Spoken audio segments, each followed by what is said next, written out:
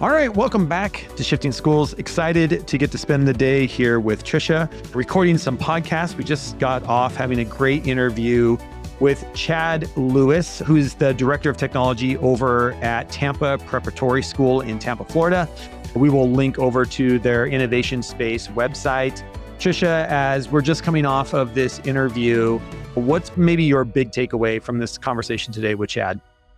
I love that Chad and his colleagues, his students, his school are positioning emerging technology as an opportunity for interdisciplinary learning. Like that to me that's where it's at. I feel like that is where, Jeff, anytime you and I have had a guest on the show in a really interesting career, we often ask them, what landed you there? And 10 times out of 10, they have said to us, it's because I learned how to bridge my knowledge or my skills in this area with this area over here. And that's what Chad gets into in this episode. So I loved that. What about you, Jeff? Yeah, I think it's just, we live in such an incredible time. I think one of the things that Chad mentions is we're in this creator era where anybody can create. I was listening to a podcast yesterday where they were talking about just how much bigger YouTube is than any other streaming service. Everybody talks about Netflix and Hulu, and it's not even a comparison to the amount of hours that are watched, the amount of content that's being created on YouTube today. And everybody can be a creator. Everybody. And part of what we're talking about today with Chad is this idea of creating virtual films, that you have a platform now that in your school, kids can create virtual films, and there is a platform to share those around the world. You don't have to keep these things in-house. You don't have to just send it home for the parents to see. You can actually have an entire website of all these films and videos that students are making at your school. And I just think it's such an incredible time period. I feel like in education, we need to lean into that more. We have to understand that we are raising a creative generation. And how are we making sure that generation knows that they can be creative? And how are we supporting them in our school? And I think Chad does a really good job talking about how his school really has leaned into this idea of creator and supporting kids to create and think outside their box. And Jeff, I would argue it's like the importance of storytelling it's in our DNA. That's always been true, right? Like stories spark change. They bring us together. It's how we learn. And I also see that what Chad is talking about here with this specific program is we're making sure that our students are learning how to be storytellers with the most relevant tools today. Yeah. And that's important. It's so important. It's so important. In fact, we are so pumped up about what we just heard that Trisha came up with a crazy idea that we're going to launch right here. And literally, we've had this crazy idea. I don't know how long Trisha's had it. She shared it with me about 45 minutes ago. And I said, let's go with a crazy idea.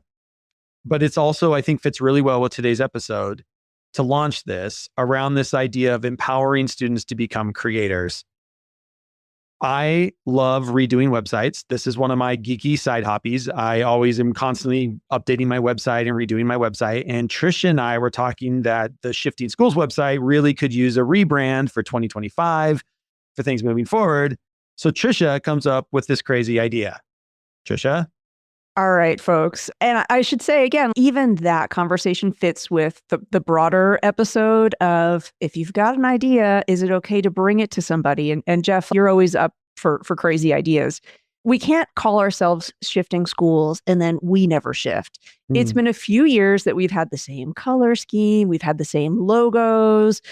And Jeff and I are always talking about human, AI, human in the creation process. So we want to model that in our revised logo color scheme, where Jeff and I have put together a client brief in collaboration with AI. And you can head to shiftingschools.com to check out essentially our client brief of what we're looking for in our new logo. We are inviting teams of students up to 5 to compete, to come up with the next iteration of the Shifting Schools logo. The winning team, again, of up to 5 students, is going to win $350. If it's somebody who's graduating and they're going into graphic design, we will give you the review. You'll say that, hey, I've already had a paid client. The competition is on now until April 30th. All of the details are available over there at shiftingschools.com. So if you have students who are interested in creating, they love the idea of branding communication, they're artistic, please let them know this competition is there for them. We're very excited about collaborating with students.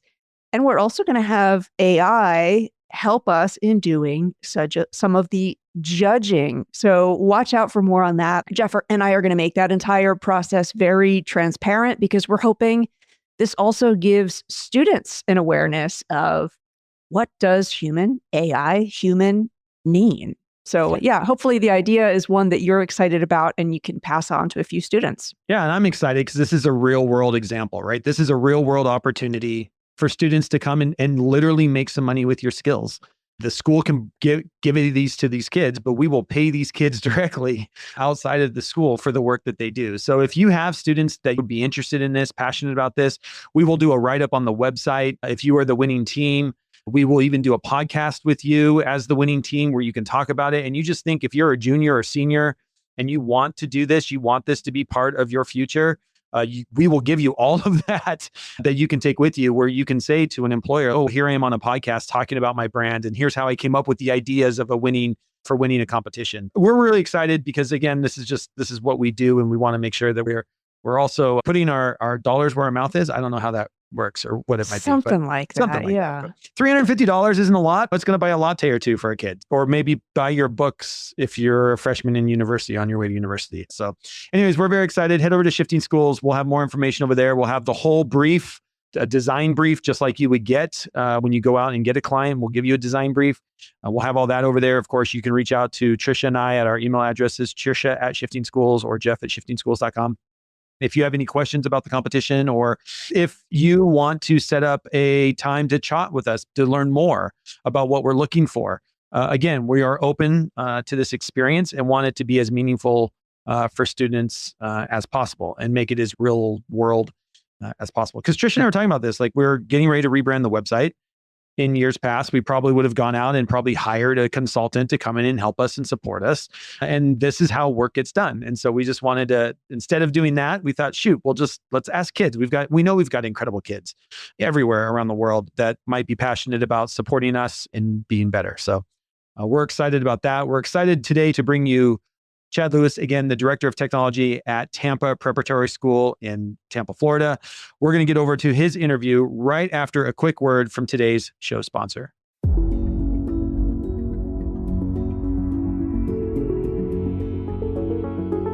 Shifting Schools is excited to be sponsored by newlight.io.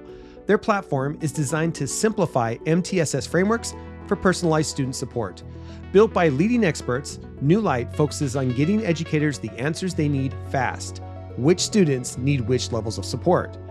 With simple data collection and insightful analytics powered by AI, New Light's platform provides actionable solutions to support your students effectively. Try it for free at newlight.io. That's NEULIGHT.io. Check the link in the show notes to learn more. All right. And with that, here's Chad Lewis, Director of Technology at Tampa Preparatory School, talking about his new virtual filmmaking program that they've started over there. Enjoy this conversation.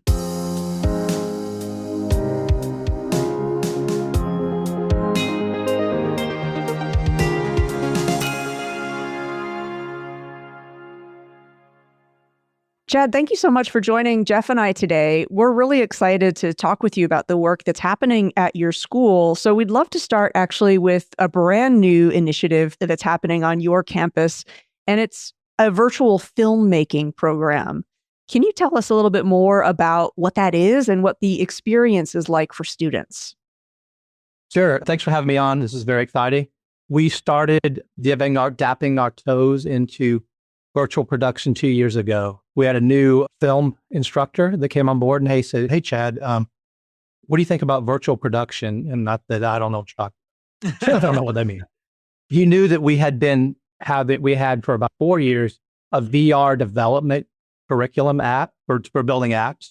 So the students were learning to build apps for Oculus at the time, or Meta, with Unity. So they have applications with Unity. And that was a whole nother story, cool story about the school, how that started. We started with VR when the very first Oculus Rift came out, and didn't need to have controllers. It was just a headset, and we'd take it around the rooms and be like, here's the Roman Colosseum, or whatever. Yeah. Kind of an experiential thing. And one of the students said, hey, Master Lewis, do you mind if I create an app for this? And we're like, what do you mean? And how can we help you? And what happened from that was that student who had already self-taught Unity, this is before we taught it, started an after-school club. And he had a few kids who would come to the after-school club. And then he did a summer camp. In the interim, our computer science teacher learned Unity. So that next year, she actually started a curriculum teaching Unity, VR development. So we've been doing that for a few years. We have since changed to Unreal Engine. So Unreal Engine, if nobody knows, is one of and Unity too, but probably the biggest game development platform there is. But it's also used for virtual reality creation, as well as what we're doing with it now is virtual production, your virtual filmmaking. So when it's a virtual production, or at least the way I use it, it's in making virtual films. What's nice is that once the kids learn Unreal Engine, they have a lot of pathways they can go to. They can go to the game development. They can go to virtual film. They can go to many different things. That's how it started.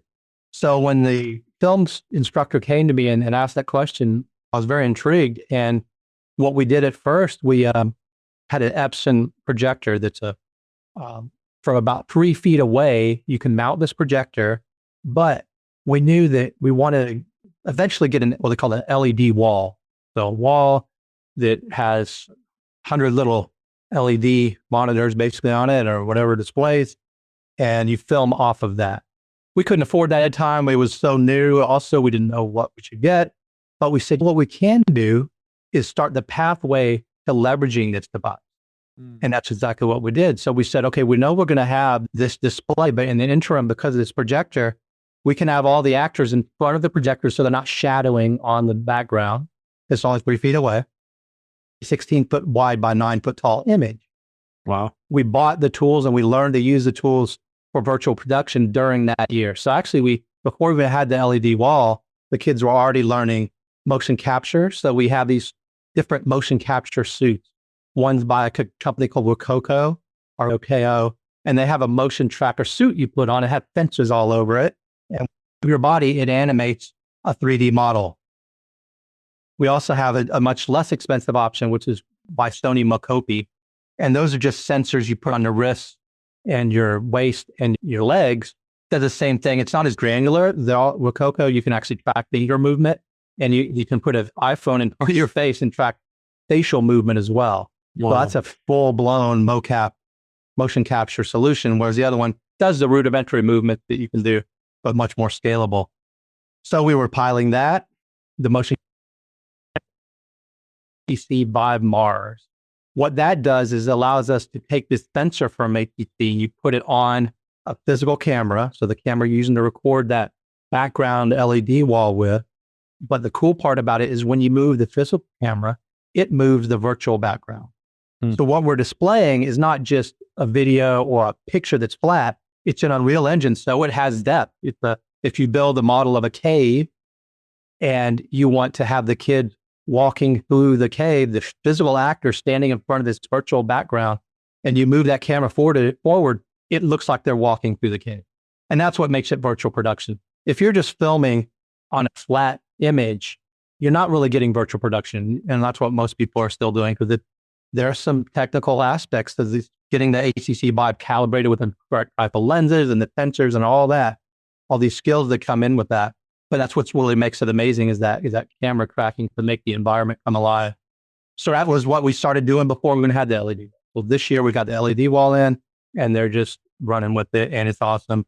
I was talking with there's a company in Tampa, Florida called View Studios or View Technology, and they sell LED walls, but they also sell software that goes with everything else. And they were telling me that, hey, Chad, if these kids get 4 years of in-depth experience with virtual production, they can step out of high school making $100,000 because the skill set are so rare. Most colleges are not teaching this. Yeah. We do have a couple in Florida that I know, or 3 or 4, but it's just very new for them as well. All movies, not all, a lot of movies nowadays are made with this type of technology. All the superhero movies, all that stuff, anything that you want to have a background and not have to go to Egypt to make a movie about pyramid, you can now do it in pre-op with Unreal. What's the uptake been like for students? Both, are you seeing more and more students that are coming into the filmmaking program on that side? So, and then the other question is, what do other high school students think about the program? the second question, good question. I haven't really talked to other students about it. The way we have it set now, and it will probably change next year, is that the only students doing virtual production is our advanced film student. Now, why is that? Because the kids, before they go to virtual production, have to have almost 2 years of filmmaking, because that doesn't change. You used to argue with the Premiere or Final Cut or this. That doesn't matter to me, and it doesn't really matter in the real world. Tools change so rapidly, and with AI, who knows where we're going to go. But the ability to understand lighting, camera angles, storytelling, these skills they need to have before they step into virtual production. So it's a smaller group. It's 8 kids right now, that have been it'll grow next year. We're going to try to start bringing kids slowly into it, because again, the learning curve too, with the vibe tracking and everything else, takes a little time. But it's a great initiative too. I love it because I love cross-curricular initiative. I love it when an art teacher works with a science teacher, in this case, a computer science teacher working with a film instructor from the art department. And you're also exposing kids to working with each other that have different mindsets, which is what reality is. In these the movies, you have very many different roles. You have the storyboard people, you have everybody else. So there's so many different roles that they need to work together and build these projects. And that's what they do from the very beginning. They brainstorm on an idea. Like our latest idea was a film where they're actually filming in school, a student going into one of our elevators, and they push a button. When they open the door and they step out, they go into this virtual reality, this virtual film aspect, which is, in this case, it was like a volcanic, hot environment. And what was cool is that we had the kid, and the out of camera angle was kid with a fan, and they chose the correct lighting to make it look hot on the student. The student looked like they were in a hot environment with this wind blowing. And we have a little cheap treadmill we bought. And so when they're walking and at one point running through this environment, it looks like they're running away from this environment. So they get out of that area, they get back on the elevator, and they go to another floor. And the second floor is a kind of a dystopian environment of a modern landscape, and they go through that. So it was a really cool first project for them. Are you uploading these videos to YouTube or anywhere to share with the wider audience, or right now are they in-house? They're mostly in-house. I'm trying to get through on legalities of using student stuff in publications and things like that. Yeah. We did have a local news studio came out, and I can send you a clip or a link to that, because that, obviously it's on the news and it's fair game. But when we first started, they had a little bit of filming there. And we hope, we're pretty confident, in fact, we're going to get a lot more media exposure. Yeah. So it's very exciting. I think I was a virtual reality, and I still am. It have a trough of disillusionment a little bit. Sure. But I think the cost of VR has come considerably down. The scalability per school, sub $400, you're getting the VR. Whereas when we first started, it was over $1,000 for one set. And it had a computer. It was a whole. So it's coming along. But I love about the virtual production is also the fact that the end result is very easily accessible, right? You just watch a movie. You don't have to put on something to see it. Yeah. And as today, every conversation we have somehow ends up with AI, and the way that AI is changing even what it means today to make media. For young learners today, how are you leaning into this? What do you think fellow tech directors need to know when it comes to AI and the arts and media? What's your stance and what's happening in that arena? We created an AI pilot composed of a representative from every department. So like English, history, math, such. And we've been doing this for a year now, and they have gone through probably 20 different AI softwares, and I've got a whole list. Magic School, DFID, Risk AI. There's so many different ones. Yeah. But what we started off with, like everybody else, was a kind of a rudimentary policy, and that will undoubtedly change. Right now it's up to the department or the teacher themselves whether they're going to allow a student to use AI for a certain project. And we have Turnitin, everybody else has.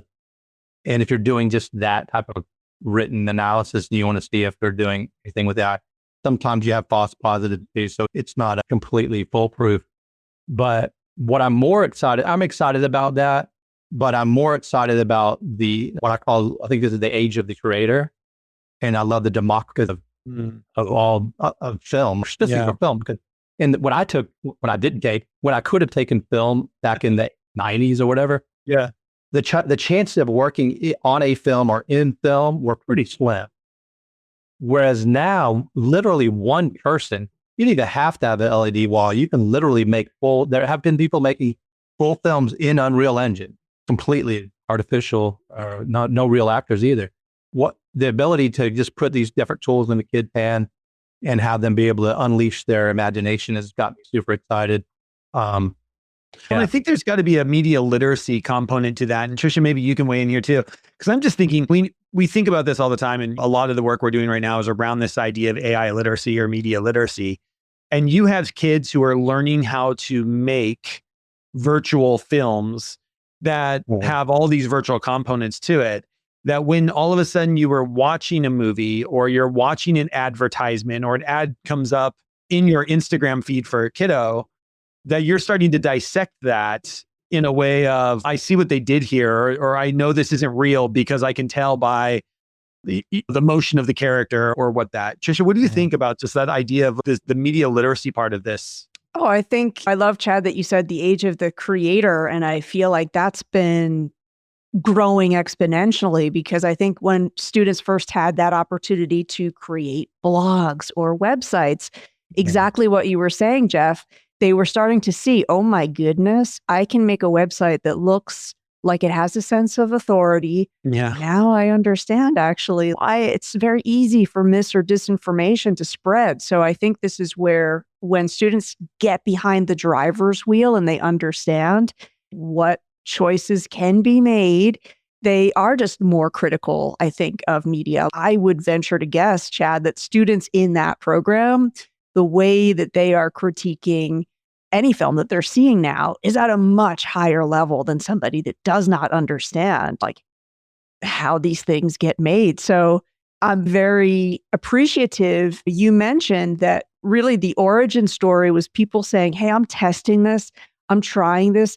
I'm not sure if this would work, but the only way we're going to figure it out is if we try to figure it out. Yeah. So that mindset alone, I think it's brave and it's bold, right? It's very easy to say, let's just try this, but there's also a lot of risk that's inherent to that. In your role as a leader, I think this is what we need in schools right now is people saying, look, if we wait until we have absolute certainty that this is going to work, we're gonna miss the opportunity, I think, to really give students a future ready experience that isn't even future ready, it's today ready. Yeah. Well, and to your point, like you've already got companies saying, if you've got kids that can go through 4 years this, there's a job waiting for them. These are skills that are needed and will be needed that, to your point, nobody's even teaching yet. They're so new.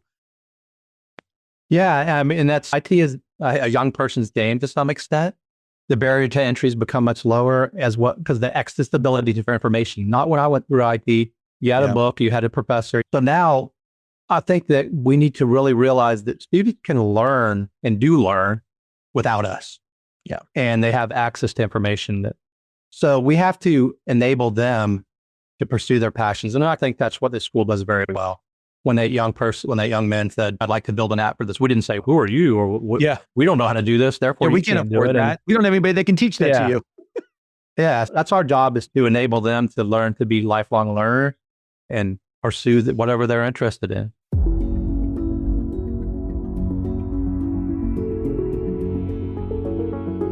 Hi, folks. We'll get back to our conversation in just a moment. I want to talk a bit more about newlight.io, the AI FERPA compliant that's our federal guidelines around privacy of student data, platform, making personalized student support a breeze. You know, student privacy is huge in our schools, and New Light is big on privacy as well. It was one of the first questions I asked the co-founder, Jose, about. There are a few AI systems out there that meet the requirements to being FERPA compliant, and New Light does just that. New Light's IntelliTier platform is more than just a data collection tool. It's an AI-powered assistant that has been trained to truly understand the MTSS framework, student context, and school-specific resources.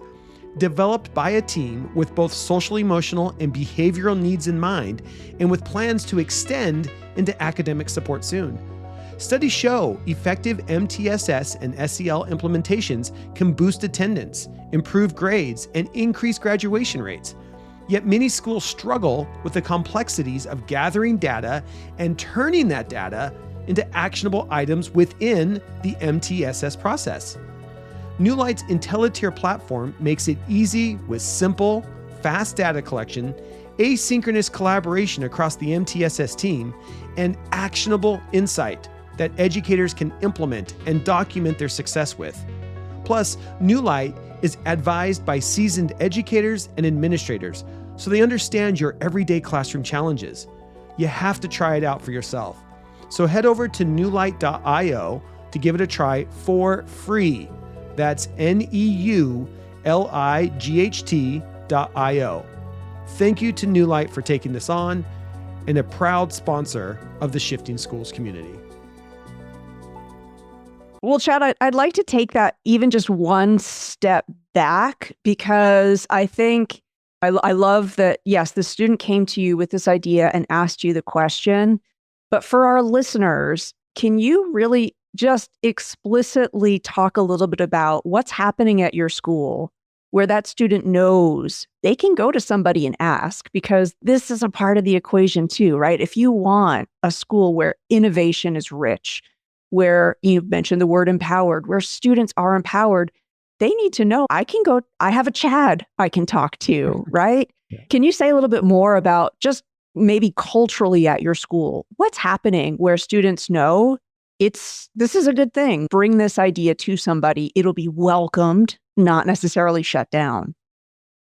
Yeah, exactly. And it's not just the students, it's our faculty as well. And it really all goes back to this statement, I think, which is one of the reasons I started working here 15 years ago. And that's the mission statement of the school, which is a little different from any ones I've ever seen, which is the first part of this: think, create, and be yourself.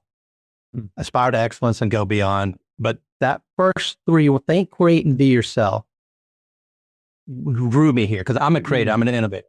I'm a enabler is what I would say. I'm an enabler. That's what my job is. Yeah. I don't have to know everything. There's no way for me to know everything.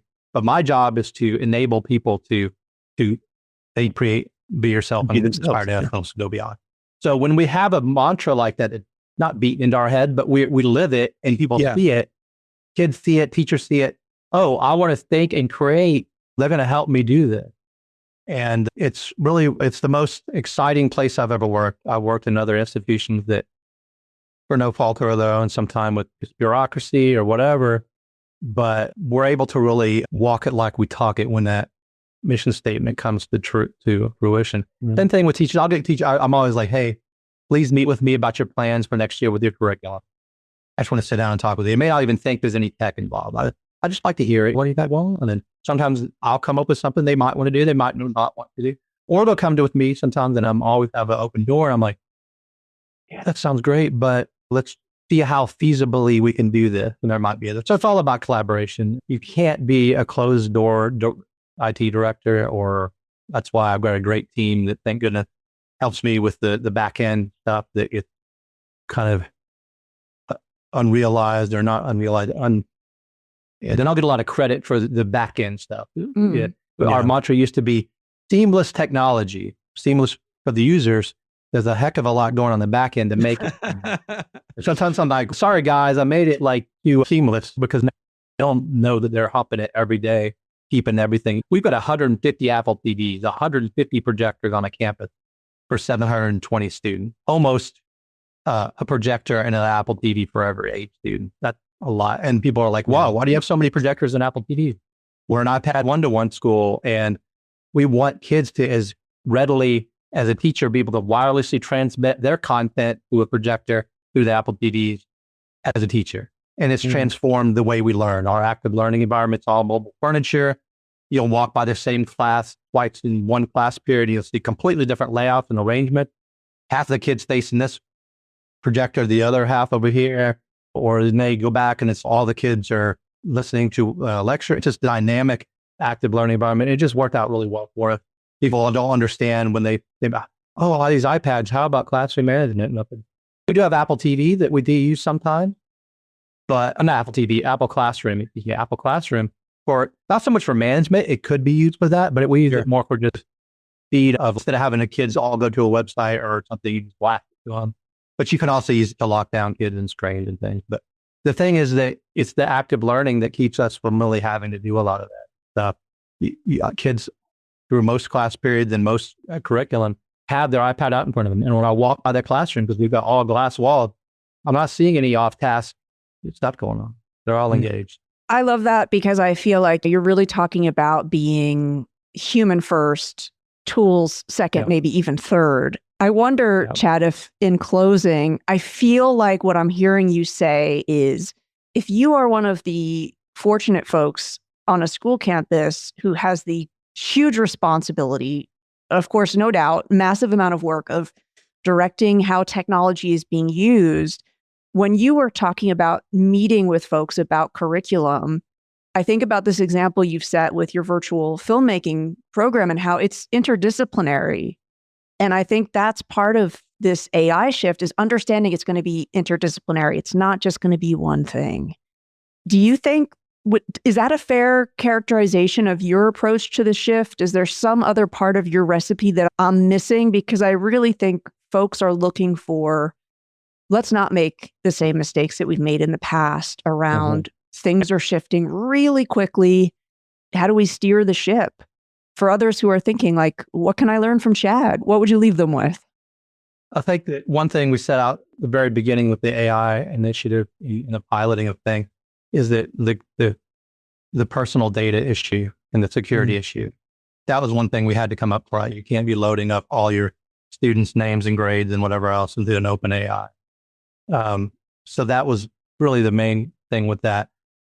What I love is the fact that we have a pilot committee composed of people in English and biology, and because they're all going to have different needs with AI. Often I go to these conferences and I'll see AI, and it's primarily geared toward humanity and a lot of writing and things, which is awesome. But from my standpoint, because I'm working with the film instructor and the computer science teacher as well, about finding these great tools that are coming out for 3D modeling. We still teach, but Blender. So I don't know if you know what Blender is, but it's fairly difficult and high learning curve for 3D modeling. Well, now you can go to Luma AI. I think Sora might have as well, but you can just prompt, build me a 3D model of this. So that's another key component to virtual production, right? Because you have the motion capture suit, but you've got to have a 3D model of something to animate. So they were going to the Blender before and create the 3D models and dropping them there, which is still a great skill, and I love that they're doing it. But again, if we're not focused on that right now, we just need to get a model up there that's somewhat similar to what we want. It's done. So that's going to be a transformational as well. I think you just opening up the impetus and the excitement to people from all different areas of expertise. And once you do that, you'll see people finding out things that help them, whether it's a math teacher or something else. That's where it's key. But you almost have to have a formal, we have a bi-weekly meeting. We did that same thing with the active learning environment when my boss said, hey, we've been a one-to-one iPad school for a couple of years, going great, but I think we need to address the physical learning space. And I thought, okay, cool. When we had meetings, I didn't say, okay, let's talk about what technology you want in there. I said, no, you're going to have 4 walls and a ceiling. Yeah. Give me some words that you think make learning more efficient or whatever. And they would say, we want it to be flexible. We want to have visual and auditory equity in the classroom, no matter where the kid is, they can see and hear as good as a front row kid. All these they came up with words, and then with the words, we found the tools. And I think that's super important, is to start with the vocabulary of what you want done, and then think about tools. I think that's great. That's a great note to end on. Yeah, the vocabulary of what you want to get done. I love that. That's the name of your book, Chad. We'll make sure we we'll make sure that we write it for me. We'll make sure we link over to your Tampa Prep Innovation Spaces website as well for any listeners who want to just look at more of what's going on over there. Video production suites, soundproof rehearsal rooms, robotic building labs. The amount of stuff that you're doing is just really incredible. And it's a great looking website. I'm always looking for great looking websites as well too. It's a great place to go and just see more of what's happening at Tampa Prep. Chad, really appreciate all that you're doing for students there and supporting even tech directors here who are listening to this, or teachers who might want to forward this to a tech director to say, oh my gosh, listen to some of these things that are happening in our schools. And how do we, and I think this is the thing too, with your virtual film lab, how do we get kids who are interested in this, give them that outlet? And again, you have your geeky computer kids, but you also have your art students, right? Coming together because art is a huge part of it, but also is like running the tech and knowing the sound is right. And you've got all these different kids with these different passions, being able to come together to create something bigger than ourselves. And that's really what I love about things like film class coming together. Yeah. In the future, we may have it where cross-curricular, we have an English teacher writing the scripts with their kids. And then we have one of the theater kids being a physical actor interacting with the 3D model. And we play with that a little, just not as just as the what it looked like, but we had kids that were dancers and they were actually dancing with themselves because they had a 3D model of themselves. We scanned their bodies in with a LiDAR camera. And so we got a 3D model of themselves. And so we played like Billy Idol was a dancer with myself. And nobody knew what it was, but they were like, it's cool. So a lot to like to this. Very cool. Yeah, awesome. Thank you so much. Thank you for your time. We will let you go. I can tell you're at school, awesome, and so thanks for taking some time out of your day to be here. Great. Thank you so much. We heard it. Thanks, Chad. Hey there, dedicated listener. If you've made it this far, we know you're passionate about shifting the way education works. And Tricia and I appreciate you. If you loved what you heard today, we'd be so grateful if you could take a moment to rate and review Shifting Schools wherever you listen to podcasts. Those ratings help us reach even more educators just like you. And if you know someone who could benefit from these conversations, please share this episode with them. Just one person. Think of the impact we can make together. Don't forget to sign up for our newsletter for even more great content. And if you haven't already, join us at Camp Shifting Schools, where the conversations keep going long after the podcasts end. Thank you for being a part of this journey, and thank you for being part of Shifting Schools.